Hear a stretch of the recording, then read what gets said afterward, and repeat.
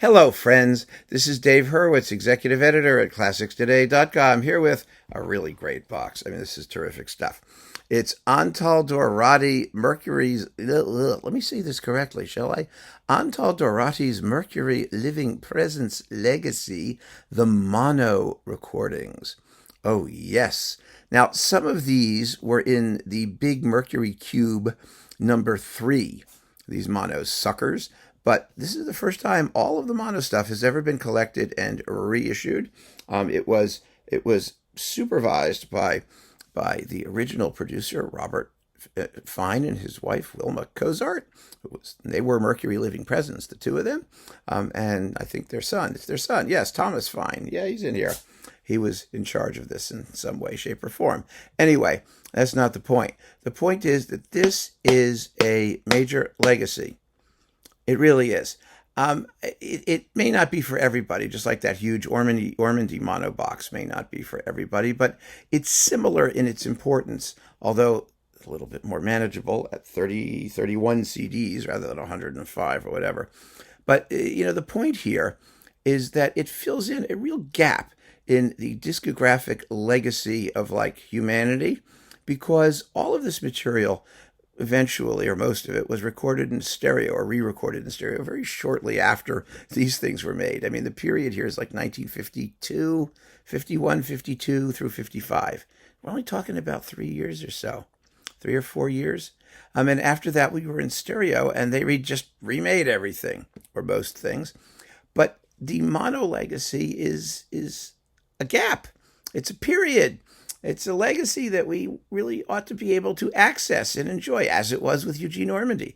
So this is an important box for collectors. Excuse me, for serious collectors. If you are not a serious collector and you have the Mercury Cubes or you have Dorati doing this stuff in stereo, I mean, you don't really need to go back. You really don't. But if you are a serious collector, as am I, and so many of you I know, then this is going to be essential stuff. It's beautifully produced. It really is. By Decca Eloquence, Cyrus in Australia, who is a genius when it comes to reissuing things properly, unlike so many others at Universal. It is unfortunately not one of those hingy boxes. It's one of the drop boxes, as I call it. So you got to be careful when you pick it up, or you're going to have an injury. But boy, this is cool stuff. Mercury Living Presence, let's also point out here, from the very beginning was a label that had a very strong sonic profile, a company image. It's worth pointing out the 50s and the 60s were not an era in which fidelity to natural sound was something that the record labels were pursuing with any sort of particular fervor. The idea was not to reproduce the sound of a concert hall in your living room, even though this said living presence. Living presence meant, yes, they were there, alive, but it was like you were sitting in the middle of them. I mean, the idea for Mercury was hyper clarity. I mean, you heard details that you would never in a billion years probably notice or hear in a live concert situation. And that was true of just about all the labels. They had their peculiarities and pedigrees. But the idea was not to reproduce the sound of a symphony orchestra in a hall. And I actually like that idea because you can't. I mean, listening at home is a different experience. So their idea was to create a specific proprietary home listening experience. And they did that. They did that whether they were in mono or in stereo. And there's a lot of talk about did they use one microphone or more than one, or how they how many microphones and what brand of microphones and what they did and where they put them. But the point is the overall sonic concept. So when you listen to these, I think it's even more audible in mono than in stereo, because mono is in its way more limited. It's a more artificial reproduction of the sound. I mean, as soon as you have stereo and you have things on the left and things on the right, you have the opportunity to produce a more natural sonic image. Whereas in mono, they're all scrunched together. And so the incredible clarity of these recordings is really very, very striking. It also makes the orchestra sound somehow, I think, smaller. Stereo opened things up. It made things sound like the bigger sense of acoustic space than mono did. So these are really some amazing recordings for their day, some amazing monos. They sound very, very, very clear. I'm just really psychotically clear. And the performances are often wonderful. So let's see what's in the box, shall we? These 31 CDs. Here we go. Oh, the excitement never ends, I gotta tell you. All right, first stack. Oh, I got them backwards. Here we go. You get a booklet, first of all, and the booklet has complete track listings and really very nice notes. The notes are by Thomas Fine, and about the history, the legacy of these recordings, the history of how they were made, and a bit on Dorati. Wilma Cozart, who became Wilma Cozart Fine of Mercury Living Presence, was Dorati's secretary, first in Dallas and later when he came to Minneapolis. And so she was in an excellent position to sign him up for Mercury after she left being his secretary and moved to New York to work for the label. So that's how it happened, in case you were curious. So let's start at the beginning. Here we have their very first recording, Borodin, Symphony No. 2, and Stravinsky's The Firebird. Now, Dorati was, as you know from his Decca recordings and all that, he was not a Stokowski. He was not into romantic, slurpy, sloshy stuff. He was neat, clean, kind of a Fritz Reiner type. A little bit cool, very, very detailed, perfect for Mercury. So we got the Borodin Second Symphony, which this orchestra also recorded under Dmitri Mitropoulos. So boy, did they know that. And the Firebird Suite. Dorati was a great Stravinskyan. These are very exciting performances. I mean, that's all they are. They're really exciting and fun to listen to. The orchestra plays quite well. In those days, the orchestra had plenty of rehearsal time. They only gave one performance of each program because they were in Northrop Auditorium, apparently, which is like a barn that seated 5,000 people. So there was no reason for them to do more than one concert, which meant they had lots of time to rehearse for it. And Dorati himself said that there was never a concert or recording for which they were not very well prepared. But they recorded a lot of stuff in a very short period of time. Like I said, this is like 3 years. I mean, it's like astonishing. This was released in 1952. Okay, next up, Berlioz, Roman Carnival, Ravel, Pavane, of course, Alborada del Gracioso, and Debussy's Nocturnes with the choral parts. I mean, even back in those days, they used to do the first two nocturnes and leave out the third because they didn't have a chorus. Well, we have a chorus. Yay! Next, Tchaikovsky 5. Dorati went on to make a terrific Tchaikovsky symphony cycle. So here is an early version of that in pellucidly clear monosonics. Scheherazade. This came out in stereo, of course, and the stereo version is just wonderful, absolutely first class, and this is awfully exciting too. Very nicely done. By the way, the soloist is Raphael Druyan, who was major concert master person of the era. So that's exciting too, and it's the Dorati Scheherazade. So like I said, he redid all this stuff, or a lot of this stuff. So you don't have to feel bad if you don't want to get this particular set. But that's it, we don't care, right? We just collect stuff. We're all obsessive compulsive, so what the hell?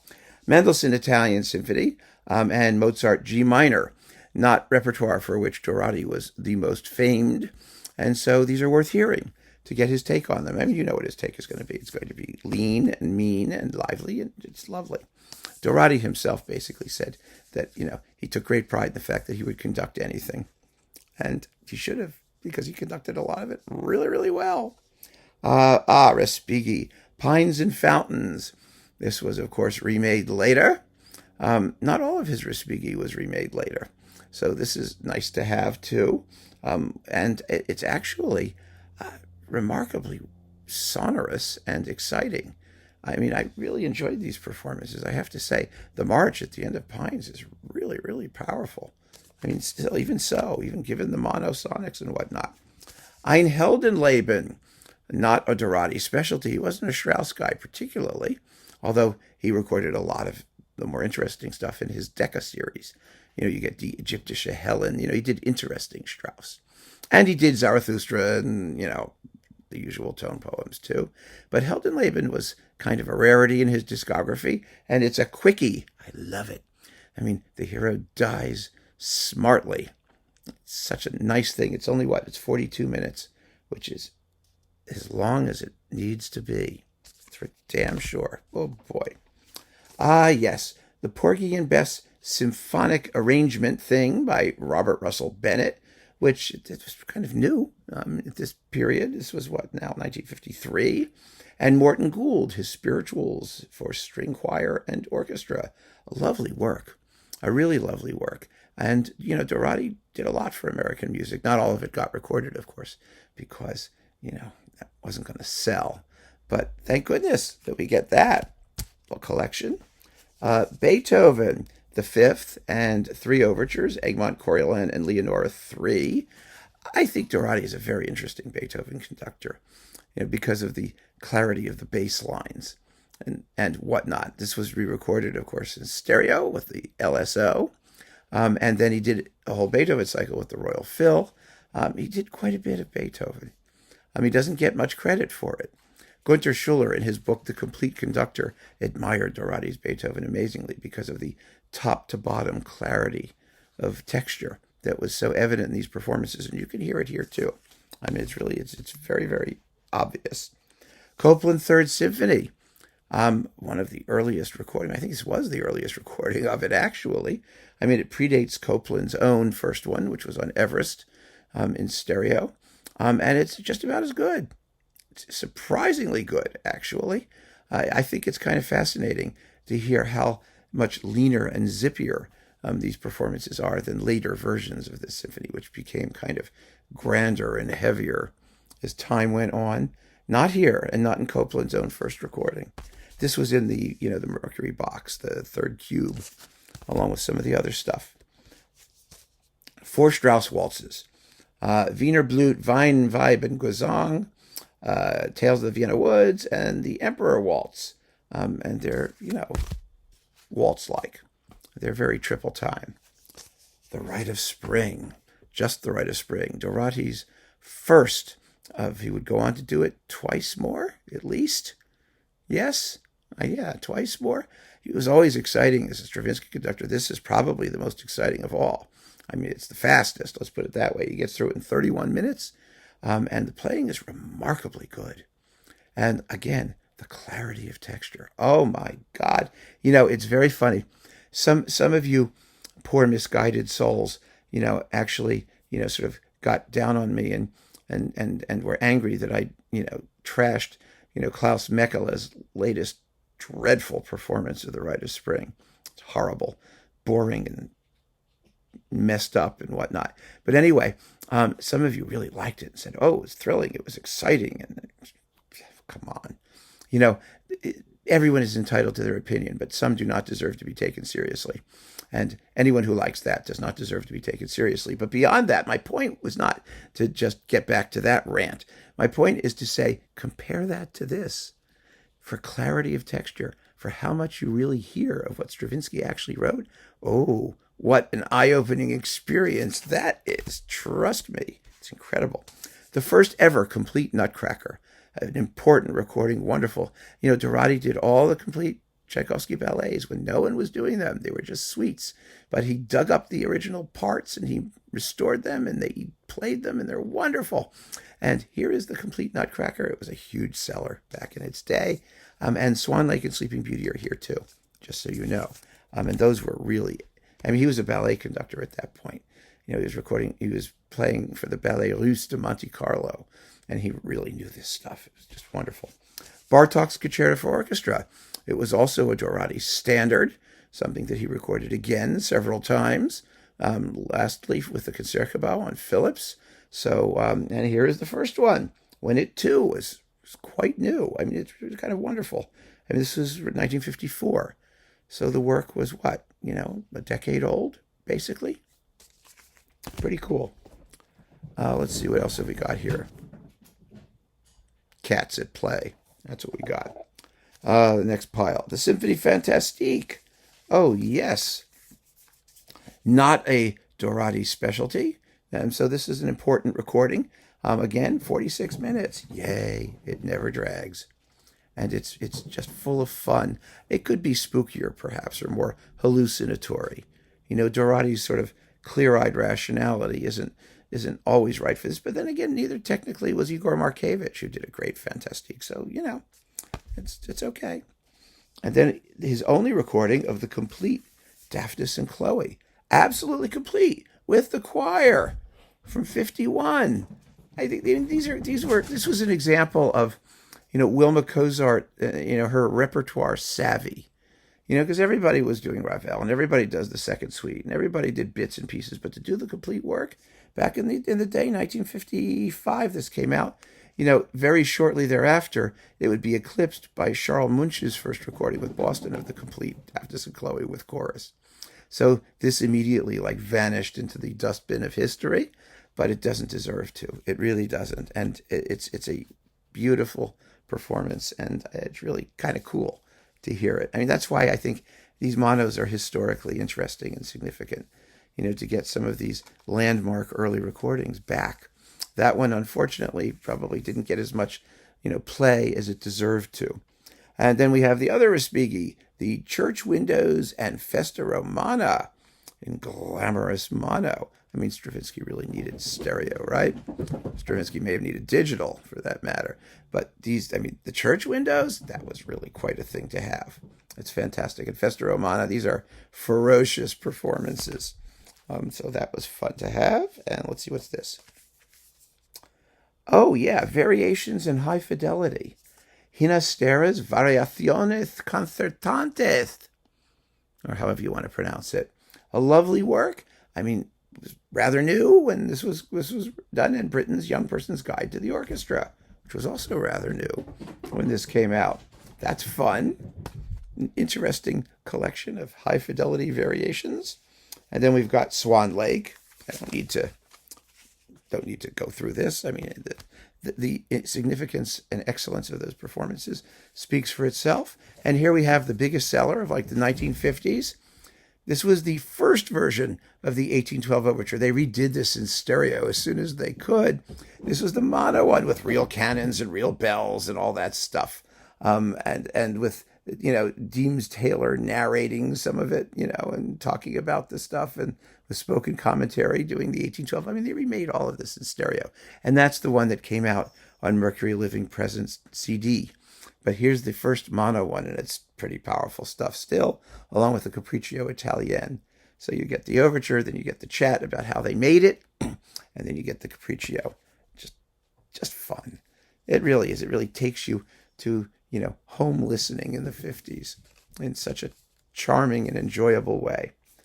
Then we've got the Young Person's Guide to the Orchestra and the Nutcracker Suite with narration by Deems Taylor. You know, I mean, it has a nice period flavor, and I would never listen to it twice. Petrushka, the complete Petrushka, another Dorati specialty. My God, he always did a great Petrushka. He did it 2 more times, at least, after this. But you can tell he just knew what he was doing. It's technically the 1947 version, although Dorati used his own version, actually, that he claimed had Stravinsky's approval. Then we've got 3 discs of Sleeping Beauty, which we already talked about, so those are those. And then we've got Brahms. Okay, now actually some of these are in mono and some of these are in stereo, but they weren't released in stereo until much, much later. So we've got the Tragic Overture and the Academic Festival in mono and stereo, and then the Third Symphony in mono. Dorati, of course, went on to make a complete Brahms cycle, a very good one, by the way, in stereo. But this is the mono third, which is really exciting. It's a fine performance. So there's that. Then we've got Beethoven 4 and 8.